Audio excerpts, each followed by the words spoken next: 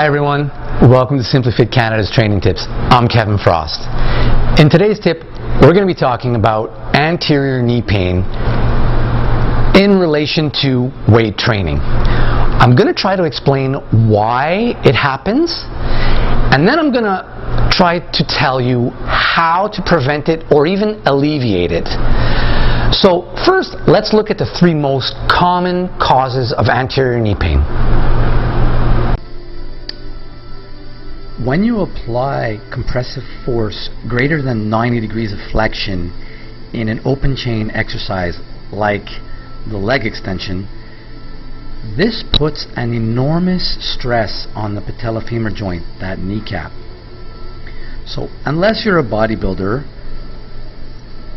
I would avoid leg extension, or maybe think of reducing the range of motion, like in this example.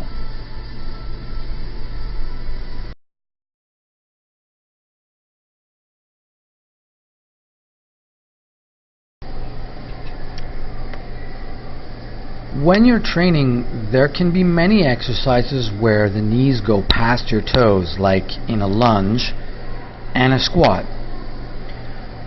When your heels lift off of the floor, glute function ceases and all the pressure is on your quad, which in turn puts greater pressure on the patella tendon. As long as your hips are firing and your heels remain in contact with the ground, then you have no problem.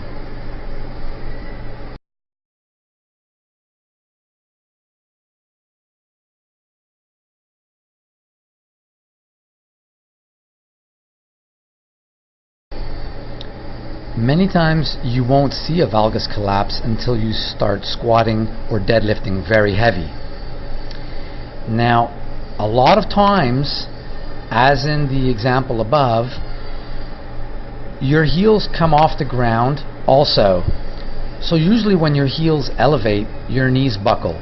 When your knees cave in, your patella moves laterally and rubs away the cartilage underneath your kneecap, which in time will become very painful. The first reason that could lead to the three previous causes is shortened and overactive hip flexors and adductors, adhesions in the glute medius and maximus, which tighten the IT band, putting pressure on the patella tendon. I'm going to show you how to foam roll this area.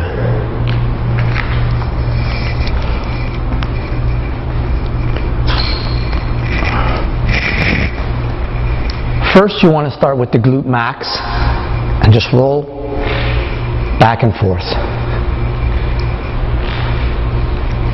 Then, glute medius onto the side. For some of you, this might be very painful. Then you want to get up onto the top into the TFL, and then down the IT band, which could be very painful for some of you. Now, remember, do both sides. The second reason that could lead to the three previous causes could be poor glute function. Now, just because your glutes aren't functioning, that doesn't mean that they're not strong. Now, when you're doing a closed chain exercise like a squat, if your glutes are functioning properly, okay, they should prevent the femur from internally rotating when you're squatting. That's what we call the valgus collapse.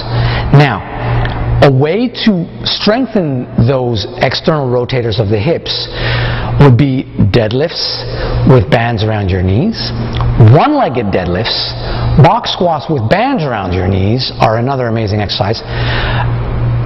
To strengthen the external rotators of the hip, any exercise where you do a band walk strengthens the glute medius and the external rotators of the hip. One-legged squats. Those one-legged exercises are amazing because not only are you strengthening and working balance, the hip has to work even harder to keep everything in alignment, so it really strengthens those areas, preventing valgus collapse after. The third reason that could lead to the 3 possible causes of knee pain would be poor ankle dorsiflexion. Now, I'm going to show you a way to really stretch that ankle and get it more flexible. First thing you want to do is get into a half kneeling position. You want to have a stick and put that stick right outside your small toe.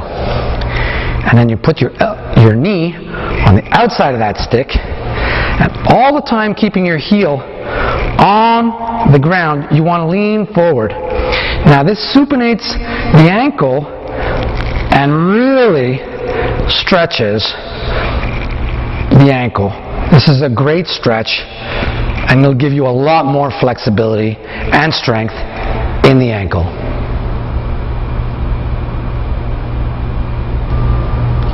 The final reason that could lead to the 3 previous causes would be a weak core, partially due to weak glutes.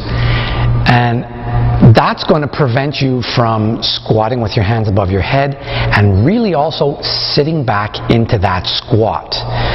So you want to work on core stabilization. Now, some stabilization exercises are the ones that resist movement through the spine. So those are planks and side planks and fire hydrants and the like. And then you also want to strengthen the core. So that uses movement through the spine.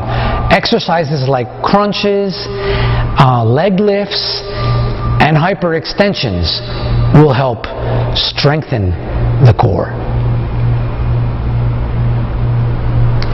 So there you have it. Next time you experience knee pain, check to see where your knees are aligned when that pain happens. Implement some of my training tips, and check back simplyfitcanada.com for more training tips, and I'll see you soon.